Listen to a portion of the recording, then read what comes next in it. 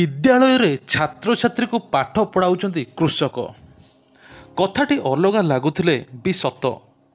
जड़े सफल विज्ञान छात्र हिसाब से पाठ पढ़ा सरिबा परे निज बाड़ी चाष कर बेस सफलता अर्जन कर निजे चाष करुँच सेपटे स्कूल शिक्षक नथिबारु निजे पाठ पढ़ाऊँच वेतन मध्य नेउना।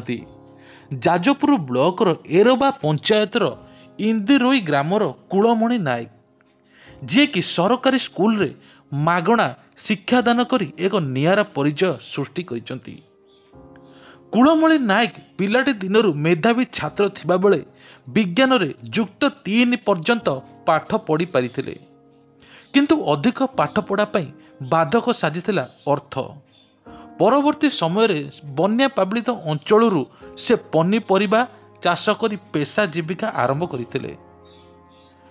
बाड़ी रे कोबी भेंडी बाईगण चाष मध्य करुचंती, किंतु सफल होईची तांकर चाष कार्य।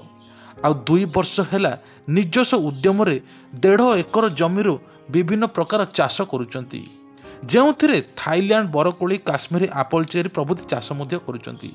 किंतु स्कूल रे शिक्षक नथिबारु से पिलांकु मागणा रे पाठ पढ़ाउचंती। एक मागणा कोचिंग सेंटर खोलिबाकु मध्य लक्ष्य रखिचंती।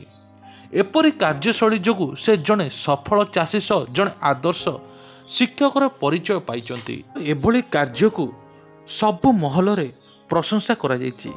जड़े सफल कृषक भावे एवं जड़े सफल टीचर भावे मध्य प्रशंसा करा जायछि।